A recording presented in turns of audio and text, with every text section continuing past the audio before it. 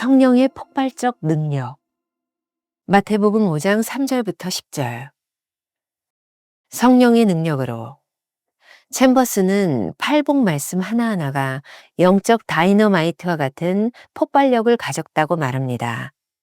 이 폭발력은 일단 한번 터지고 나면 우리의 언행을 변화시켜 주님을 따르게 만드는 능력이 있을 정도로 대단합니다. 산상수훈과 팔복 말씀은 그리스도인이 따라야 하는 단순한 규칙이 아닙니다. 성령님이 삶을 인도하실 때 나타나는 현상입니다. 그러나 산상수훈은 성령의 폭발적 능력을 담고 있습니다. 말하자면 그것이 터질 만한 상황이 되면 산상수훈의 교훈들은 엄청난 폭발력을 발휘합니다. 팔복 말씀을 낭만적으로 듣고 끝나는 것이 아니라 실제로 우리 삶에 적용해야만 하는 그 순간, 성령께서 역사하시면 놀라운 폭발력이 일어납니다. 나의 삶과 인격에 관계없이 말씀을 보면 단순히 참 좋은 말인데 이것을 우리 삶에 적용하려고 하니 치열한 싸움이 시작됩니다. 우리는 순종할지 말지 결정해야 합니다.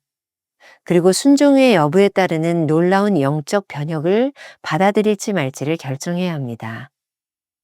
이렇게 성령께서 역사하실 때 팔복 말씀은 놀라운 능력을 발휘하게 됩니다. 법칙이 아닌 현상. 조금 더 나아가 보겠습니다. 산상수훈의 말씀을 문자적으로 적용하는 것은 어린아이와 같이 유치합니다. 그저 좋은 말씀으로만 여기는 상태에서 굳이 거듭날 필요가 있겠습니까? 산상수훈은 규범이나 율례가 아닙니다. 성령이 우리의 삶을 인도하실 때 삶에 나타나는 현상들을 진술한 것입니다. 산상수훈 말씀이 우리 안에 들어오기 시작할 때 어떤 일이 벌어질까요? 말씀이 역사할 때 일어나는 현상을 우리가 경험하지 못한다면 말씀이 우리 안에서 역사하지 않고 있다는 증거입니다. 오늘 말씀이 당신을 통곡하게 하고 많이 아프게 한다면 기뻐하십시오. 하나님의 말씀이 우리 안에 살아있다는 증거이니 말입니다.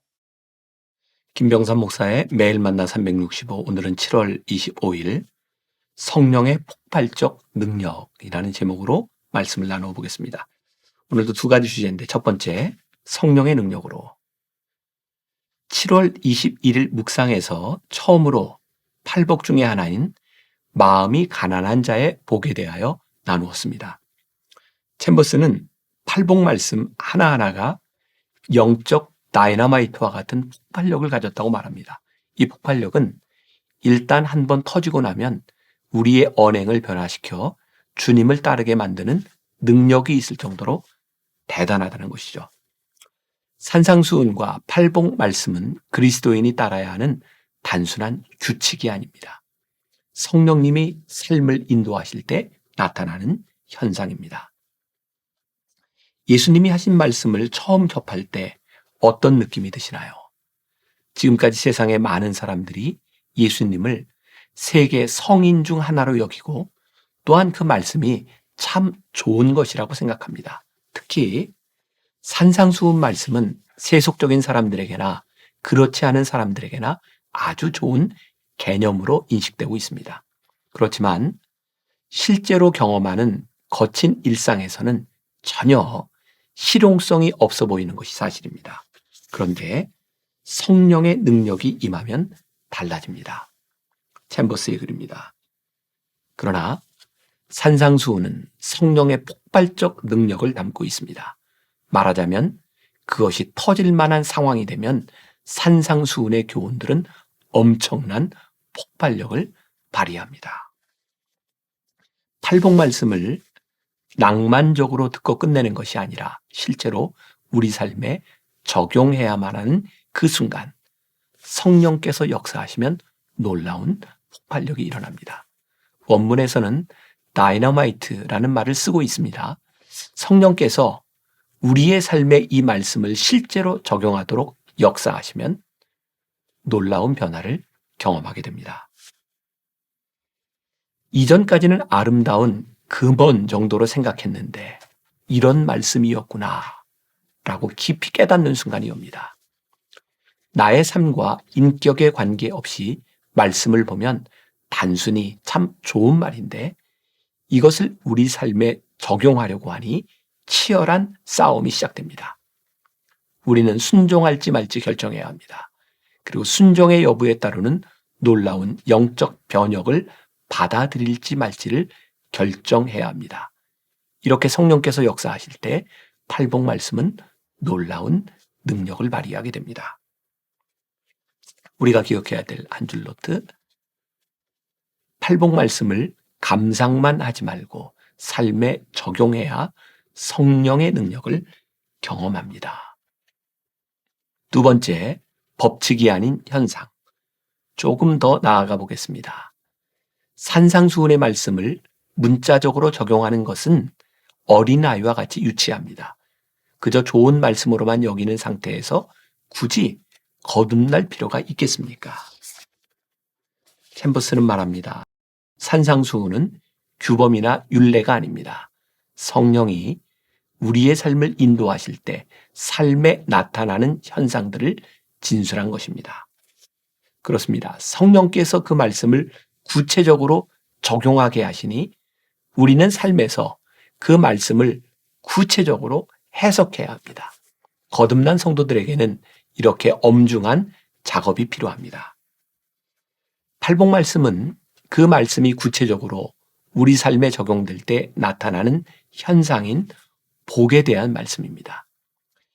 예수님의 가르침을 우리의 관념에 머무르게 두지 않고 실제 삶에 적용하려 할 때 어떤 일이 일어날까요? 주님의 가르침이 세상의 논리나 방법과 전혀 맞지 않는 것을 발견할 것입니다. 주님의 말씀이 우리 안에 적용되기 시작할 때 불편함을 경험할 것입니다. 성령께서 우리 속에서 역사하실 때 말씀이 불편하게 느껴지는 것은 정상입니다. 히브리서 4장 12절 말씀. 하나님의 말씀은 살아있고 활력이 있어 좌우의 날선 어떤 검보다도 예리하여 혼과 영과 및 관절과 골수를 찔러 쪼개기까지 하며 또 마음의 생각과 뜻을 판단하나니. 산상수훈 말씀이 우리 안에 들어오기 시작할 때 어떤 일이 벌어질까요? 말씀이 역사할 때 일어나는 현상을 우리가 경험하지 못한다면 말씀이 우리 안에서 역사하지 않고 있다는 증거입니다. 언젠가 우리 교회를 찾아와 등록했던 한 부부가 했던 말이 기억납니다. 목사님, 교회 근처로 이사 오면서 이런 기도를 했습니다. 어떤 교회에 가서 말씀을 듣던지 그 말씀으로 인해 제 마음이 불편하게 하여 주옵소서. 그동안 신앙생활을 하면서 제 마음에 꼭 맞는 말씀을 찾아다녔습니다. 그런데 말씀의 능력을 경험하지 못했습니다. 이 젊은 부부의 말이 저에겐 참 인상적이었습니다. 하나님의 말씀이 살아있다는 증거는 그 말씀으로 인해 내 삶 속에서 일어나는 변화를 경험하는 것입니다. 거룩한 하나님의 말씀이 들어오면 정욕으로 가득한 내 삶이 당연히 아프고 쓰리지 않겠습니까?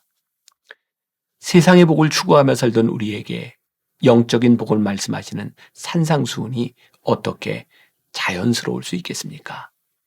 오늘 말씀이 통곡하게 하고 많이 아프게 한다면 기뻐하십시오. 하나님의 말씀이 우리 안에 살아있다는 증거이니 말입니다. 우리가 기억해야 될 한 줄 노트. 말씀으로 인해 아프다면 그 말씀이 우리 안에서 역사하고 있다는 증거입니다. 오늘 하루 이런 질문을 가지고 살아봅시다. 팔복 말씀을 하나하나 열거해 봅시다.